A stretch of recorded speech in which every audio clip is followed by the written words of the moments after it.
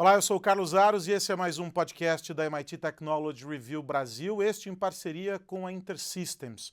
Hoje o nosso assunto é saúde, sobretudo os desafios que esse setor enfrenta em um processo que não é tão novo, é verdade, que é o da digitalização. A gente acompanhou um período de digitalização acelerada, todos os setores foram impactados, mas para alguns há criticidades maiores do que noutros, e talvez esse seja o caso do setor da saúde.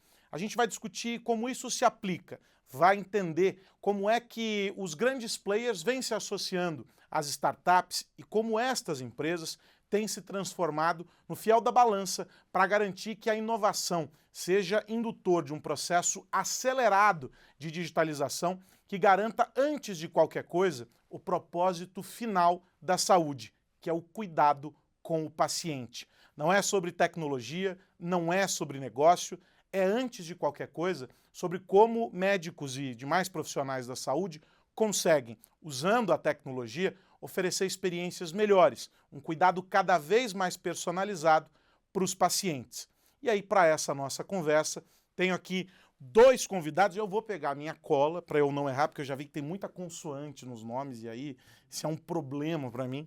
Aqui comigo, a Tereza Saqueta, que é diretora de saúde na InterSystems. Tereza, obrigado por estar aqui com a gente. Enorme prazer. E o João Vitor Ineco, que é fundador e CEO da MarisaCare. João, obrigado também por estar aqui com a gente. Obrigado por receber.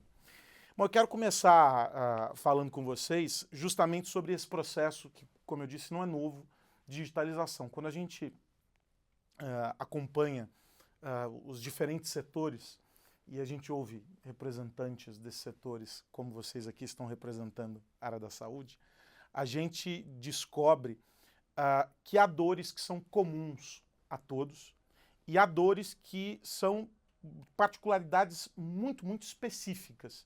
E aí talvez tenha aqueles que a gente conheça de maneira um pouco mais próxima, porque a gente assistiu isso antes. Então, o setor financeiro, o crescimento e a digitalização do setor financeiro aconteceram a olhos vistos, porque todo mundo acabou passando por isso e fomos forçados a isso.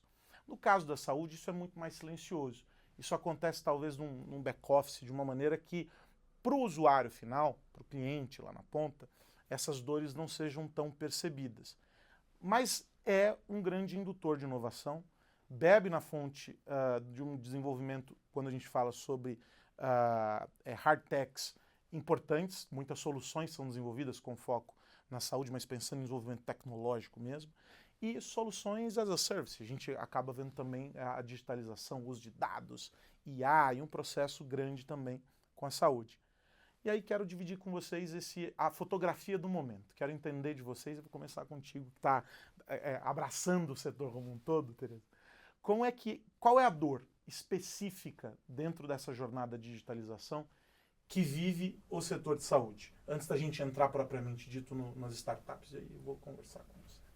Muito bom, Carlos. E até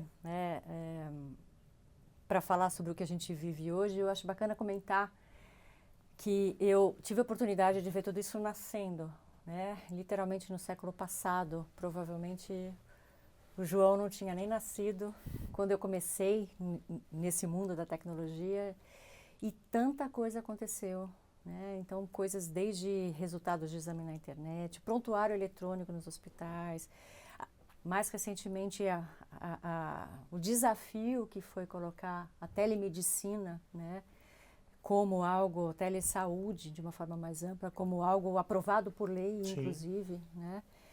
Então, eu tive esse privilégio e fico muito feliz de estar viva até hoje acompanhando, porque agora a gente vive um momento bem diferente, né? Um momento diferente que também diz respeito aos desafios que o setor de saúde enfrenta, né? Então, desde desafios de financiamento, né, acesso à saúde, é chocante realmente ver que 50% da população do mundo, ou seja, alguns bilhões de pessoas, né, não tem acesso a serviços básicos de saúde. E é dentro desse contexto de falta de acesso que a tecnologia cai feito uma luva, né? A tecnologia, ela permite, né, além da questão da eficiência, né, atuando nos bastidores, a tecnologia permite você tratar milhões, bilhões de pessoas de uma forma muito personalizada, né? Então, a palavra que eu acho, o conjunto de palavras, são duas palavras que para mim são perfeitas para esse contexto, é a personalização em escala.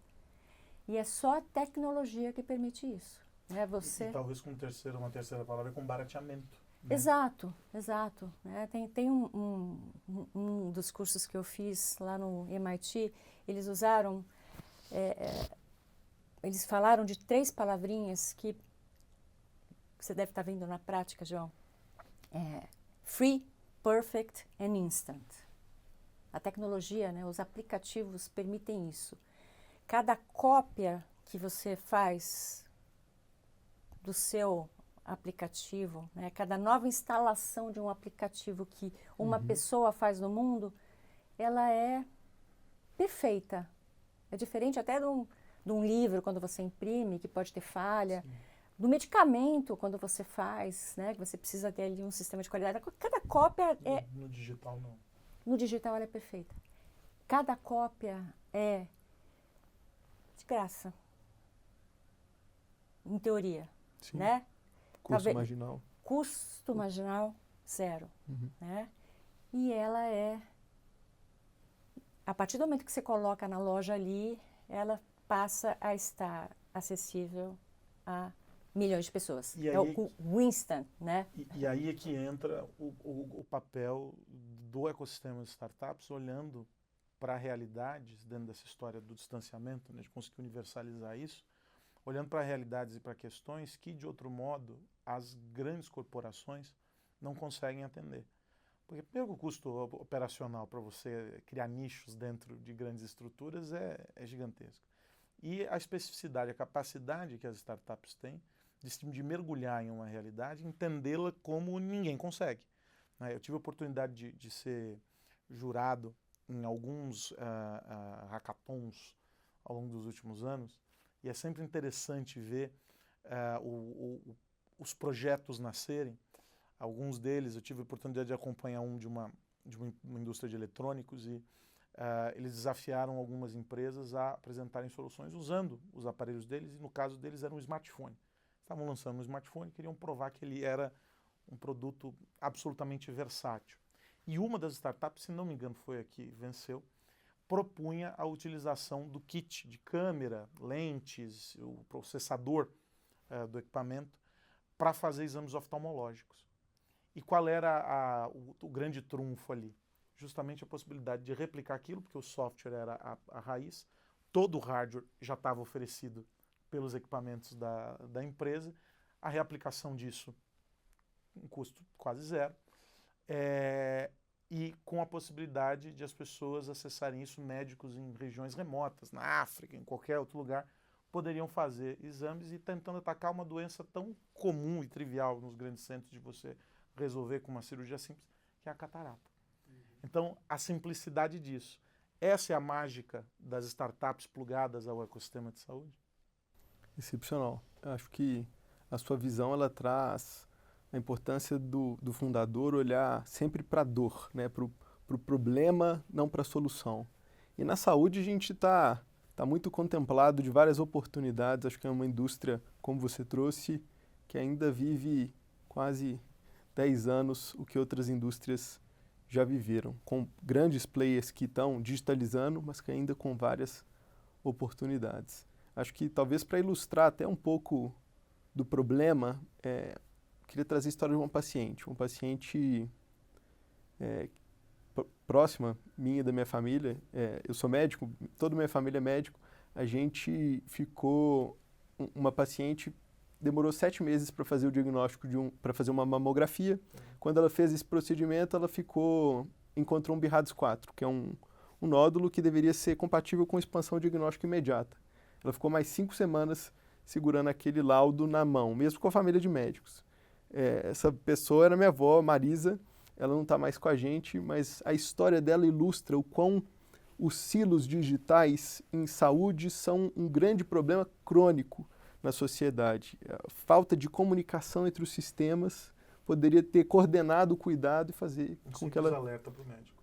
E isso parece que é tão simples, né? O aplicativo do seu banco te manda um push notification quando uma compra não reconhecida aparece, mas ninguém te lembra quando um exame atrasado está chegando na data de realizar, ou uma alteração no seu exame de imagem compatível com uma expansão diagnóstica imediata deveria ter sido realizado, mas não fez. Acho que essas são as dores dos silos digitais que eu acho que InterSystems, Marisa ousam tentar resolver.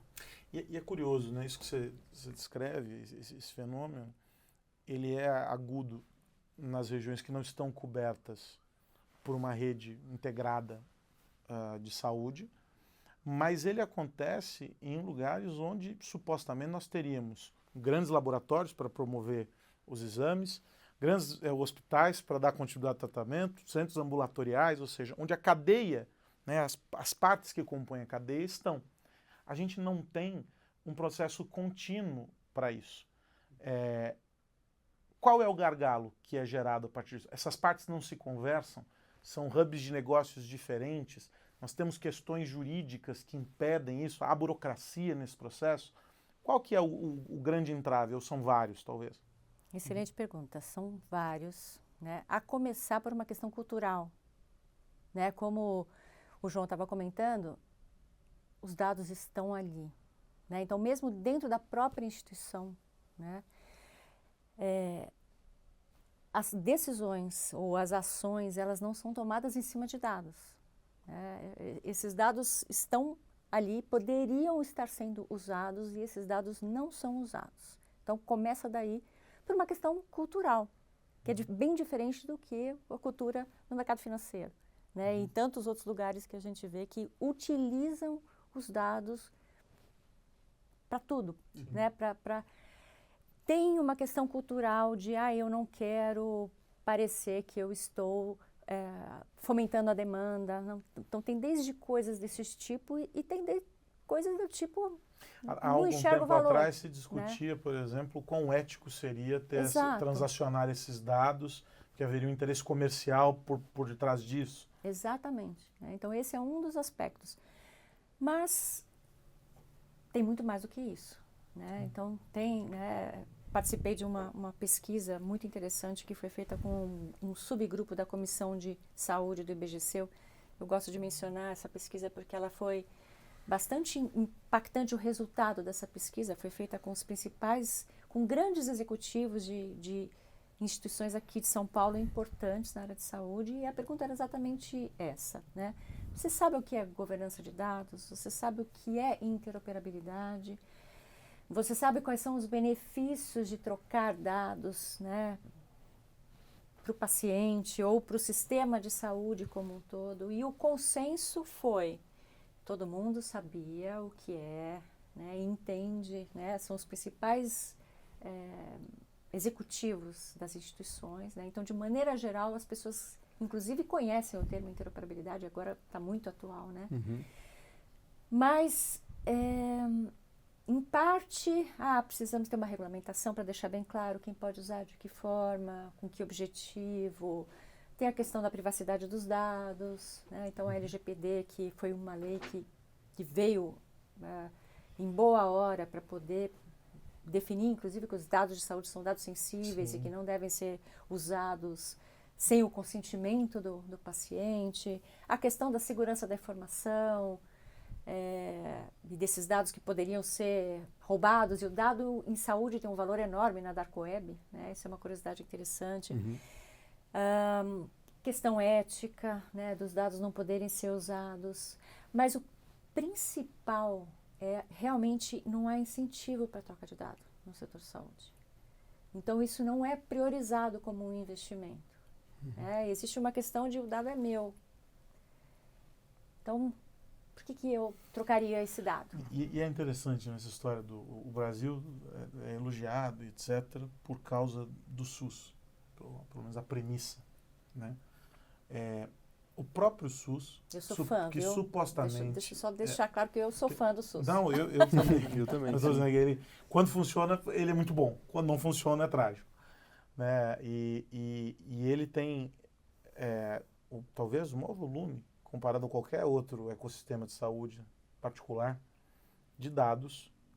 E a gente assistiu durante a pandemia a dificuldade de se contabilizar as pessoas que estavam passando pelas internações, quem já tinha sido atendido, quais eram os casos, históricos de pacientes.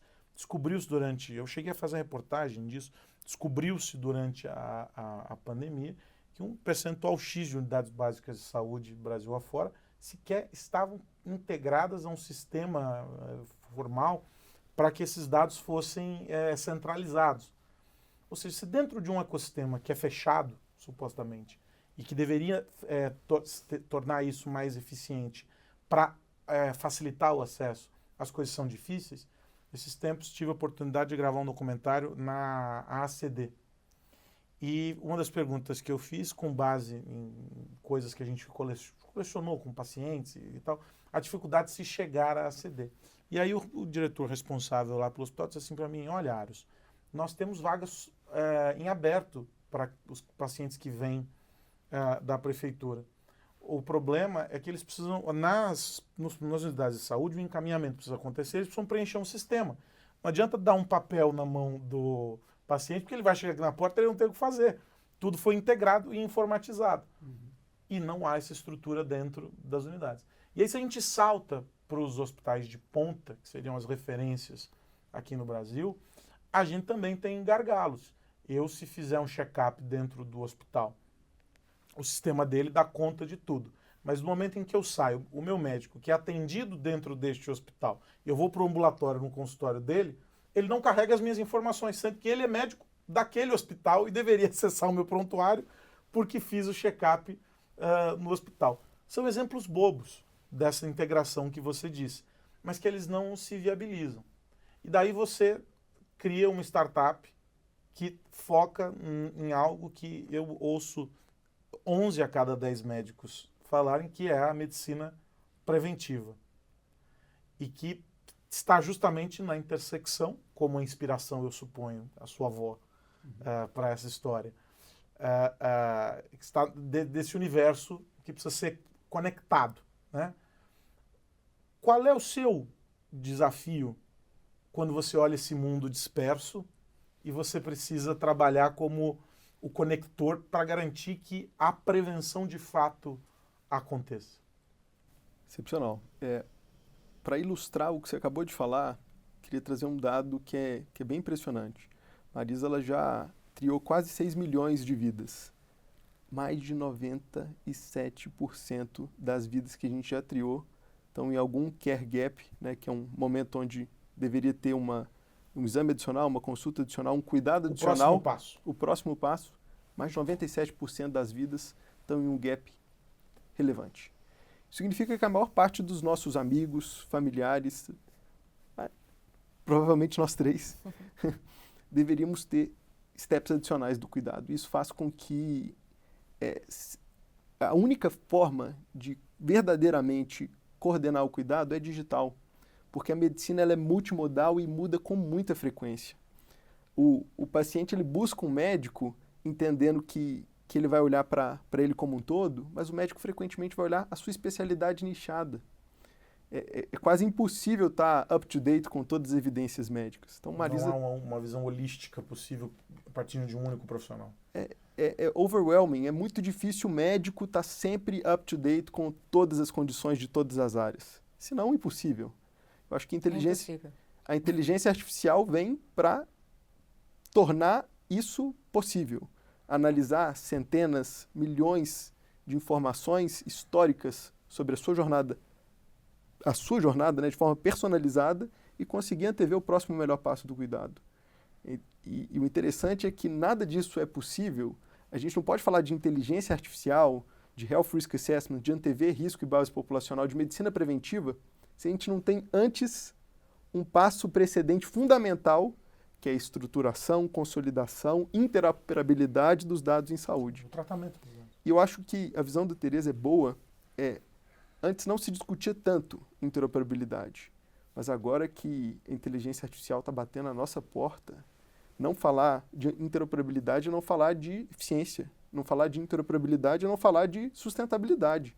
De um setor que tem incentivos perversos, operadoras brigando com hospitais e vice-versa.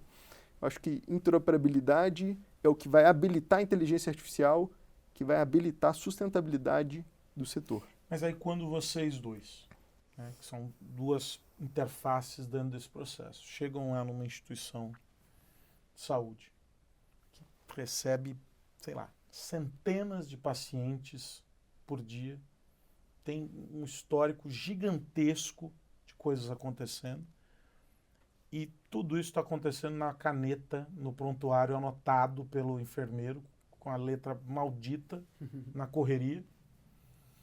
E esses dados eles estão completamente segregados do ambiente digital, à mão ali e etc.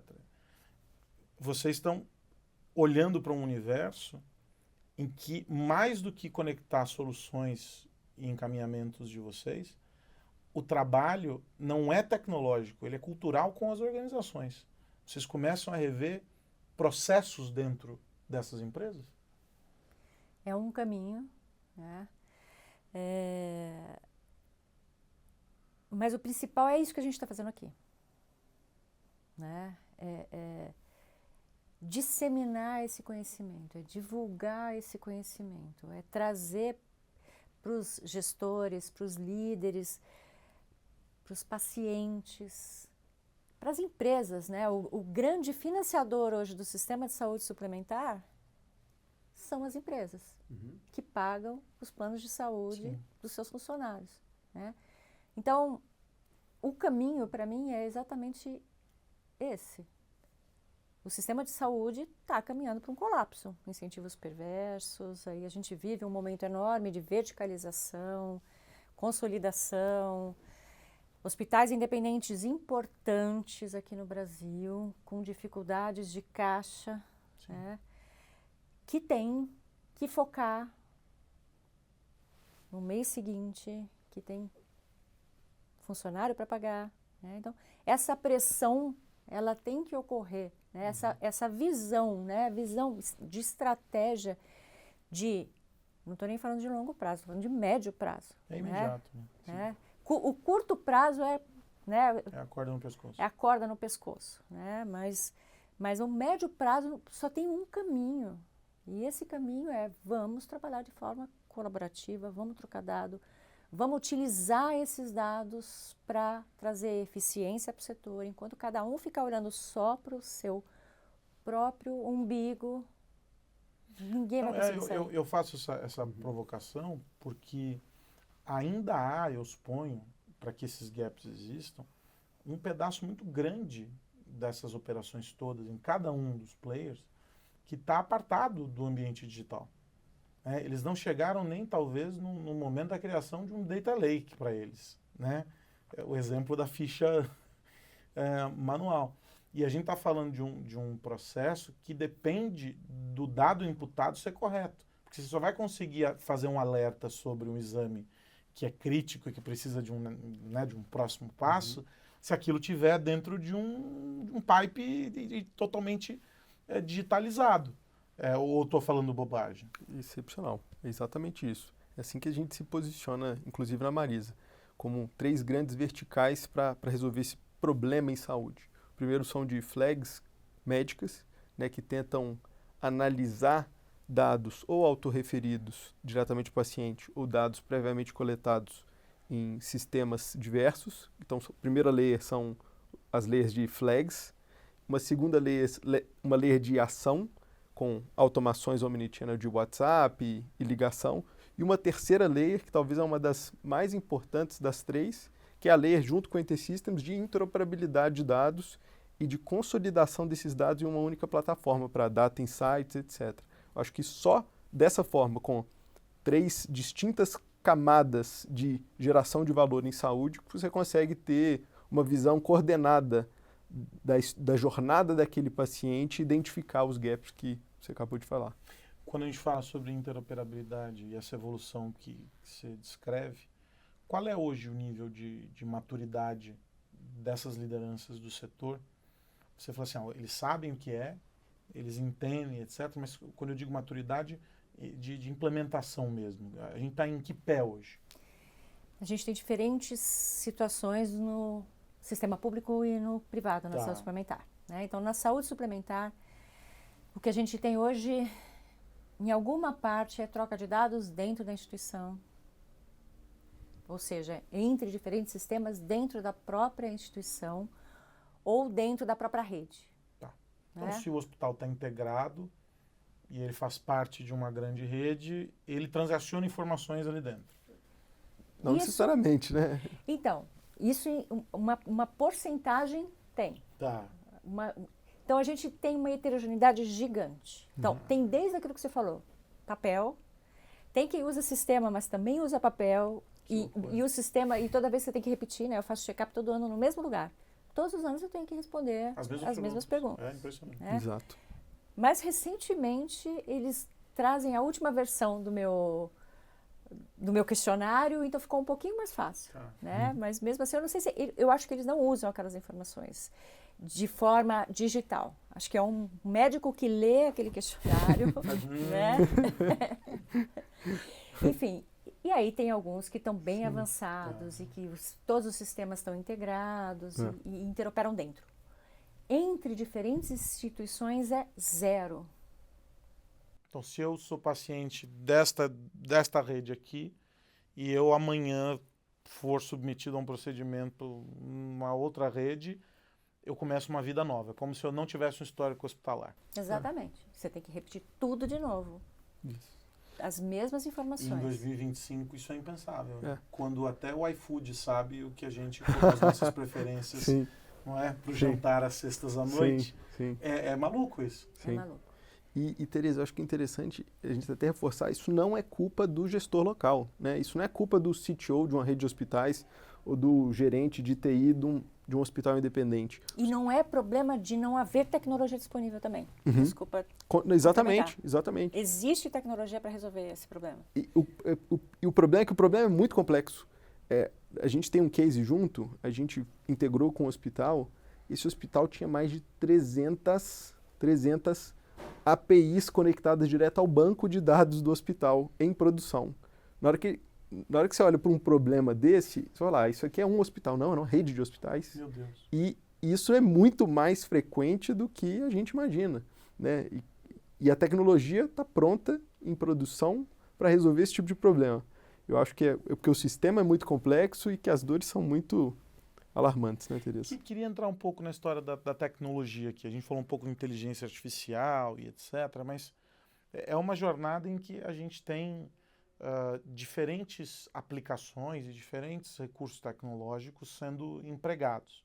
Majoritariamente hoje, quando a gente pensa em escala, a gente está falando em automação para essa, talvez numa primeira camada de gestão de dados, a gente está falando de IA, sobretudo. O que tem hoje aplicado nesse processo, nessa fabriqueta, para quem já está um pouco mais maduro no processo? Tecnologicamente falando. Pegar o teu caso, por exemplo. Tem uma pessoa que a gente acompanha, que chama Juliu, que é partner da Andreessen, na 16Z, que é um dos maiores fundos de venture capital do mundo, e ela traz uma frase que para mim é emblemática: a saúde vai ser a área que mais vai ser impactada pela inteligência artificial na economia. Quando você olha para outras indústrias que já estão mais avançadas, elas já implementaram vários vertical SaaS, né, que são softwares as a service nichados em especialidades. Então, eles já têm alguns ganhos pontuais. A saúde em si, ele tem poucos tipos de software. Então, na percepção deles, da Andreessen, a saúde vai ser quem mais vai ser beneficiado pelo uso da AI. Que a gente vai bypassar uma fase que as outras indústrias já passaram há mais tempo. E quando a gente olha para esses players que estão mais na onda da crista, né, estão na crista da onda, eles podem se beneficiar de automações que trazem eficiência operacional, como digitalização do call center para marcação de consulta e agendamento, é um dos produtos que a gente tem desenvolvido junto na parceria, AI para marcação de consulta, avaliação de preparo, Health Risk Assessment, que são os formulários de check-up que avaliam os exames que deveriam ter sido executados, mas não foram. Então, acho que tem várias tecnologias para que quem está já mais na frente consegue adquirir de forma rápida. Mas não precisa ser tão lá na frente. É uma tecnologia que a Julie está trazendo. Até a pessoa que está pouco digitalizada, Consegue implementar. hoje com soluções como InterSystem, consegue rapidamente integrar o mar de dados que antes não era interoperável e agora começar a trabalhar com AI. Ou seja, acho que esse é um ponto importante para quem nos acompanha aqui, porque a gente retrata o cenário e diz assim, olha, é preocupante, estamos em 2025 e temos um universo ainda desconectado, por assim dizer, num setor altamente digitalizado, porque se a gente for pensar, vamos lá para exames de imagem, né? A evolução nessa última década para esse tipo de exame é enorme. A gente está falando sobre terapia gênica.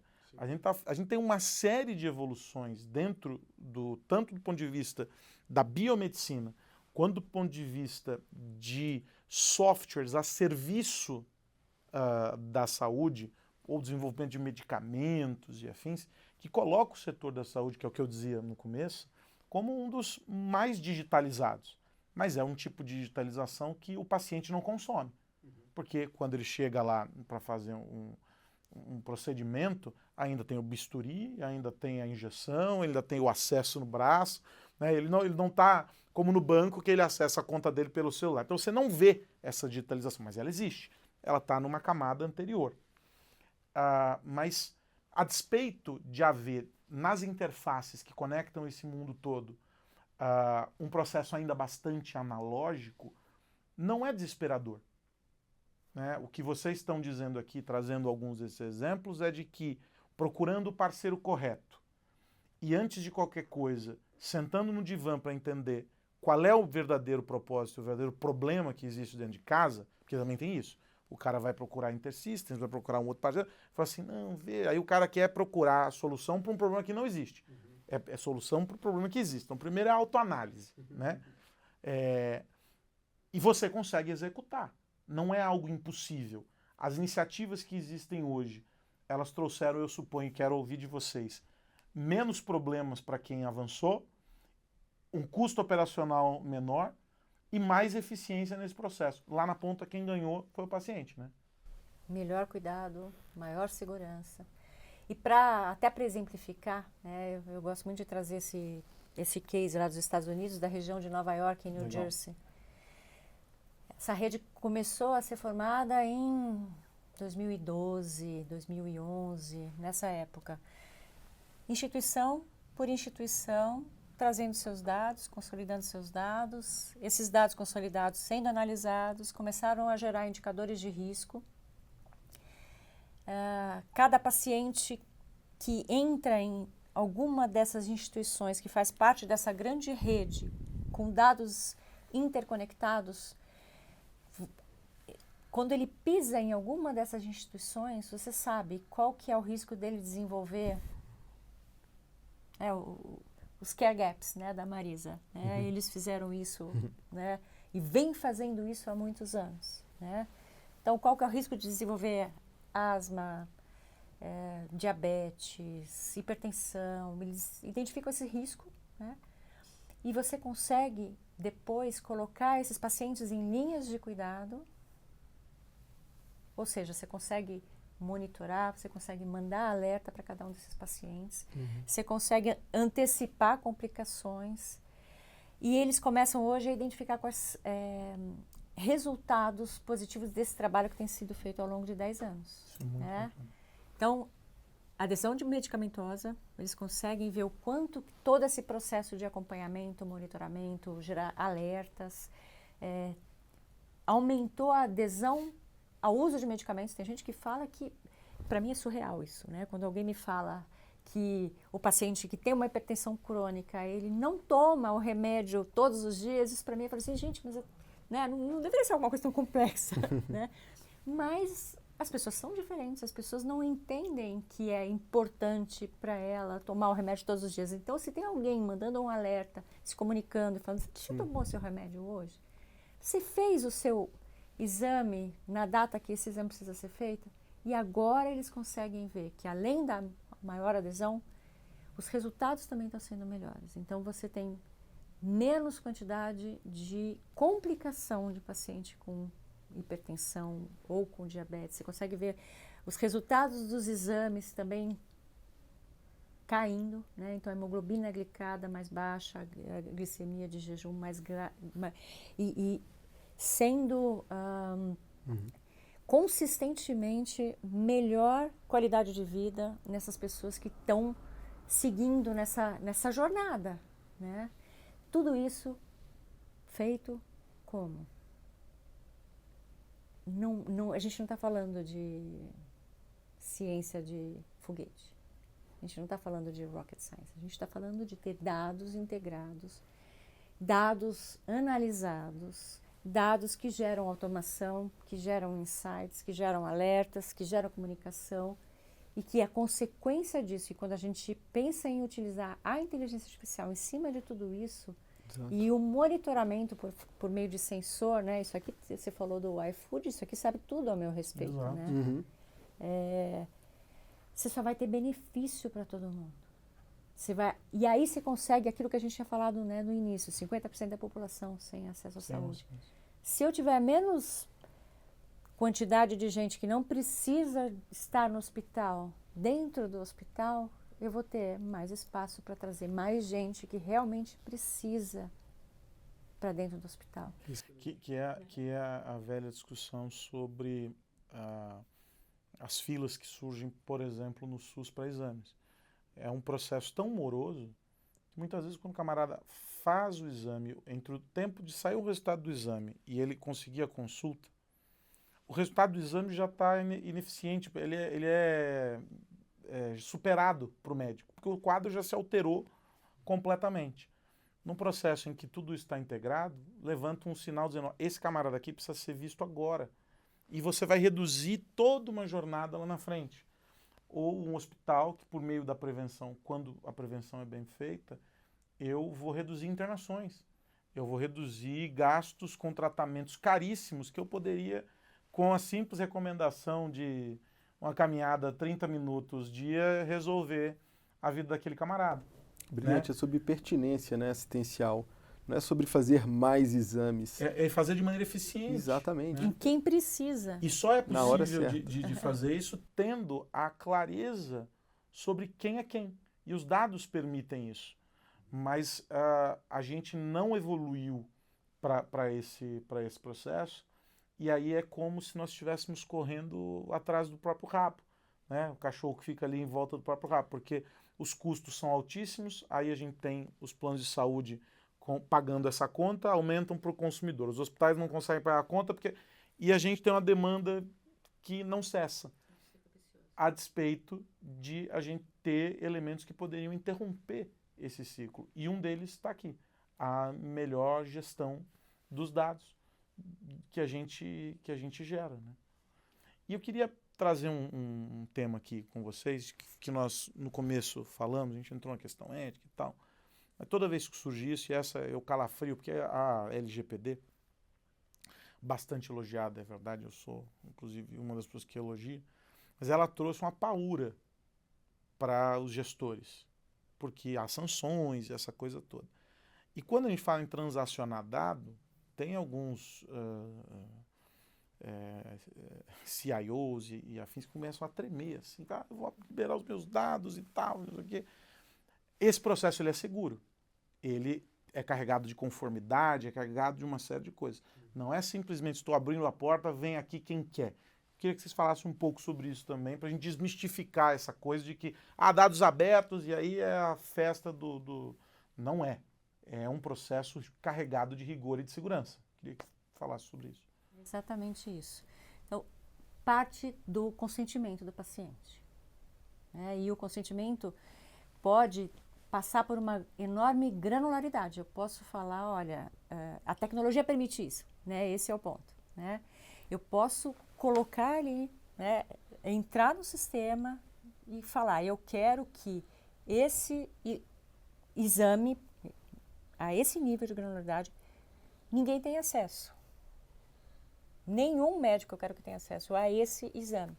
Ou eu posso falar, o meu conjunto de exames eu não quero que sejam acessados, que nenhuma operadora de plano de saúde tenha permissão de acesso ao meu conjunto de dados de saúde. Então, quem vai acessar, com que objetivo vai acessar, isso, do ponto de vista de tecnologia, é permitido. E tem uma regulamentação, né, um projeto de lei em andamento, em processo final de aprovação na Câmara dos Deputados ou no Congresso.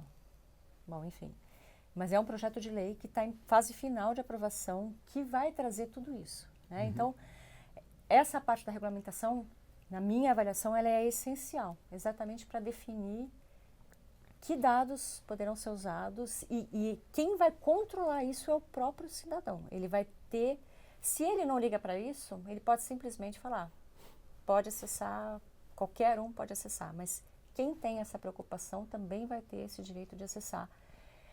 Todas as regras também sobre segurança da informação, tudo isso vai estar regulamentado, obviamente. É um cuidado que hoje já precisa existir, né, da segurança da informação dentro das instituições, né, toda a parte firewall, permissão de acesso, tudo isso, enfim, a partir do momento que você decide para o mundo digital, isso passa a fazer parte da sua vida. Essa é uma premissa para qualquer um hoje ainda. Você pode montar com a melhor infraestrutura, mas ela vai existir de alguma maneira. Uma grande discussão, deixa eu só trazer mais um elemento que todo mundo fala, mas se eu tiver na Rede Nacional de Dados em Saúde todos os dados de todos os cidadãos, todos os indivíduos da população, para não correr o risco de eu ter usado o plural errado. Se alguém tiver acesso a um banco de dados com todos os dados de saúde de toda a população do Brasil, aí a escala é gigantesca. Sim. E realmente o risco é enorme, o impacto é enorme, mas não é disso que a gente está falando.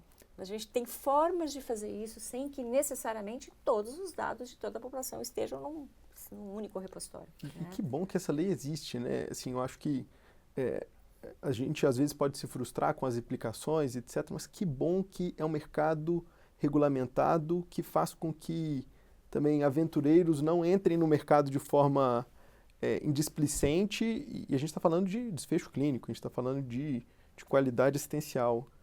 Por isso que eu acho que para o gestor médio de TI, de médias empresas ou de grandes empresas que estão agora tomando decisão de qual parceiro confiar para tomar conta da sua infraestrutura de dados, acho que é uma decisão que ela tem que vir com embasamento e peso, players internacionais, né, startups que têm seriedade, que são validadas por certificações internacionais, SOC2. Se você não leva isso em consideração, eu acho que é uma tomada de decisão errada. E que bom que a gente tem no Brasil essas leis, essas aplicações, né, Tereza? Tem só um aspecto que eu ouvi de você, João, que me surpreendeu bastante. Quando a gente fala de inteligência artificial, aí a gente vai para uma outra camada, né?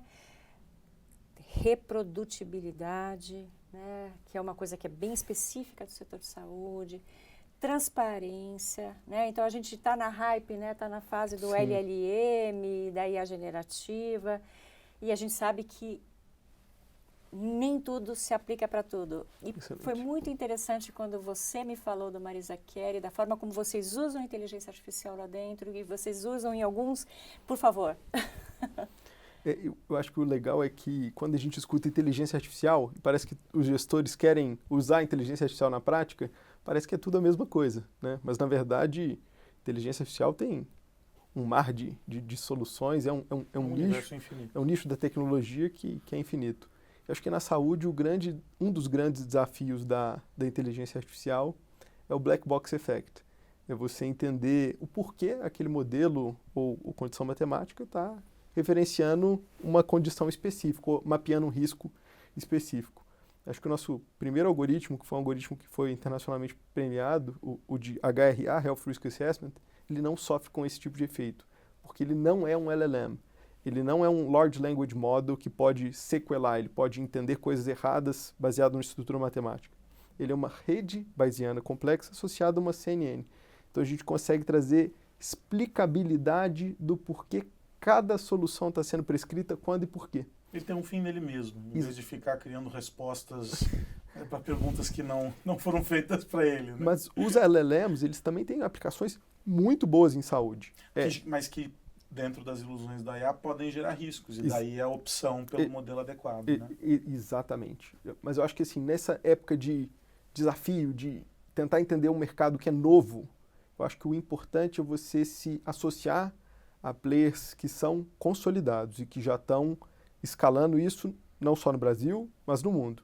Né? Eu acho que a gente ter feito essa parceria com a InterSystems foi game changer para a Marisa e também para os nossos clientes. Agora a Marisa acabou de vender para o México, Estados Unidos, crescendo, e eu acho que trabalhar com pessoas que não estão pegando uma hype, né? Pegando um momento, acho que é um grande diferencial. E obrigado, Tereza, pela parceria com... E quando vocês chegam no cliente, pensando do ponto de vista tecnológico, dentro dessa história do hype, o setor de saúde costuma ser mais comedido, mais conservador.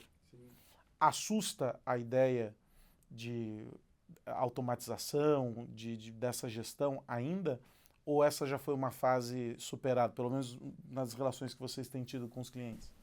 Tem o efeito wow, né? Primeira vez que a gente mostra um modelo conversacional que está orquestrando todo o cuidado de um hospital de forma supervisionada, o cliente falou, uau, isso já existe? Mas, mais uma vez, eu acho que voltar para o básico bem feito. Acho que não dá para a gente falar de inteligência orquestrando risco em saúde se a gente ainda tem informação que está no papel. É isso. Toda vez que a gente entra no hospital, a gente enxerga vários intake forms, que são os formulários que o paciente entra no hospital. Preenchidos à mão. E que são escaneados e anexados de forma escaneada em prontuário eletrônico. Ou seja, você tem dado nenhum ali, você tem um arquivo de imagem. Então, eu acho que o desafio é bom e a gente vai acelerar muito rápido para chegar aqui. Agora tem incentivos mais claros. Os players nunca falaram tanto sobre estruturação de dados em saúde, mas acho que a gente ainda tem um caminho importante, porque né, Tereza? Aí é que está a magia de a gente pensar o ecossistema de startups nisso. Porque seguramente vai haver uma startup que vai plugar uma solução para converter esse mundo infinito de prontuários digitalizados como imagem em dados acessados e com a possibilidade de estarem integrados em uma base para consulta. Ou seja, são soluções específicas que custariam muito para que um hospital, por exemplo, sozinho fosse desenvolver. E que o ecossistema de startup consegue dar atenção. Acho que o grande trunfo desse modelo, e aí conectando a ideia da regulação que vem da substância, da estrutura e segurança para quem opta por ingressar num modelo que é um tsunami, né? Não tem mais como a gente parar, não vamos fazer tratamento de dados, não existe. Vamos ter que fazer. Então, vamos descobrir como nós vamos ter que fazer, quais são as regras desse jogo.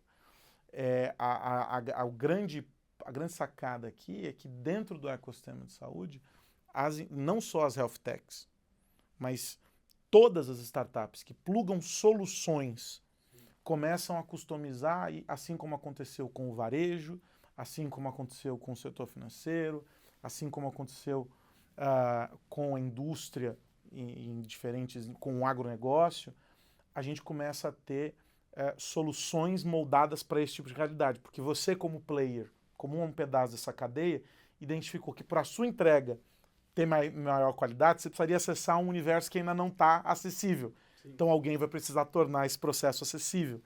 E assim por diante. Este é o desenho de futuro que nós gostaríamos para esse setor, todas essas integrações acontecendo. E se a gente está muito distante dele na avaliação de vocês? Sem dúvida, pelo menos eu digo do meu lado, porque eu realmente acredito que é a única forma da gente sair desse ciclo vicioso, como você também falou, né? Estamos muito longe disso aqui no Brasil. É uma jornada. o que a gente vê são muitos movimentos nessa direção, né? Então, a gente tem desde o governo federal, com a criação da secretaria, com a Anistela Haddad sendo designada secretária, e com todo o processo que foi conduzido ali, mapeamento da maturidade, né? Então, isso para mim é bastante importante, porque como país está se enxergando que isso é importante, que precisa se caminhar nesse sentido, que foi parecido com o que aconteceu lá nos Estados Unidos, com o Obamacare, né? Também por volta de 2010, 2012. Então, eu acho que a gente está caminhando nessa direção, mas temos um longo caminho pela frente, mas eu tenho certeza de que a gente vai chegar no momento em que estaremos sendo monitorados constantemente, desvios de qualquer coisa que aconteça, né, conosco serão identificados e ação será tomada em cima disso, e a gente vai ser mais saudável e vai haver mais espaço disponível para que pessoas que hoje não conseguem ter acesso tenham acesso, né? Eu acho que muito mais do que ficar disputando paciente, a gente tem que né, disputar o pedaço da pizza, a gente tem que aumentar o tamanho dessa pizza, porque tem muita gente precisando de cuidado por aí. E para você? Concordo 100% com a Tereza, uma das maiores líderes em saúde do Brasil. O que ela fala tá brilhante e correto. Acho que mas eu sou muito positivista. Eu tenho uma visão muito... eu acredito que o mercado da saúde ele vai mudar mais rápido do que a gente está esperando. Eu acho que o caminho é longo, vai ser complexo, mas agora a gente tem todos os incentivos. A AI está batendo na porta e mostrando o que antes não existia. Nosso ROI médio hoje na Marisa é 12 vezes, não é 12%, é 12 vezes. Então, a AI está batendo na porta dos hospitais e falando assim, o hospital que não tem, né, fora do jogo. A operadora que não tem, o sistema que não consumiu essa eficiência, ele tende a... Então, eu tenho uma visão positiva que a jornada é complexa, mas ela vai ser executada bem mais rápido do que a gente está esperando. Maravilhoso. A mensagem, portanto, é de que a solução está aí, sobre a mesa. É preciso que você identifique qual é o teu momento, né? Você, como player dentro dessa indústria, precisa entender, identificar em que momento você está dessa jornada. A Teresa descreveu aqui os diferentes momentos, níveis de maturidade, talvez desafios maiores, desafios menores, mas o ponto é um caminho sem volta. O João está colocando, vai ser mais rápido do que talvez nós imaginamos, e isso faz com que aquele que demorar para tomar a decisão está fora do jogo. E a gente tem assistido a um movimento interessante nesse setor também, com alguns players tomando posições e aquisições. A gente tem visto um momento de efervescência no setor, ou seja, é o alinhamento dos astros. Tomara que as coisas caminhem para que a gente chegue em um ponto em que seremos um único indivíduo atendido onde quer que nós estejamos, com a possibilidade de garantir mais prevenção a um custo menor para o paciente, para o hospital, para o laboratório, enfim, para a instituição que está dando atendimento a isso, para os operadores de saúde, enfim, para todo mundo, para que as coisas sejam muito melhores. Mais do que uma conversa, uma aula, mas eu preciso agradecer vocês, dizer que o tempo é cruel e o nosso já se esgota. Então, quero agradecer demais a Teresa Saqueta, diretora de saúde na InterSystems, parceira aqui da MIT Technology Review neste podcast. Teresa, muito obrigado e até a próxima. Eu que agradeço a condução e fico muito feliz em ter rapazes brilhantes aqui contribuindo para o nosso futuro de saúde melhor. Então, agradecer ao rapaz brilhante, o João Vitor Ineco, fundador e CEO da Marisa Care. João, obrigado também. Muito obrigado. Finalizar da forma como você começou. É sempre pelos pacientes. Acho que é isso que nos inspira, né, Teresa? E feliz de estar aqui com uma amiga que tem e leva isso no coração como propósito. Obrigado. E eu convido você a ficar ligado cada vez mais aqui na MIT Technology Review Brasil. Esse foi o podcast em parceria com InterSystems, mas você sabe, a gente continua em todas as nossas plataformas discutindo tecnologia, discutindo negócios e discutindo sociedade. A gente se encontra por aqui. Um grande abraço. Tchau, tchau.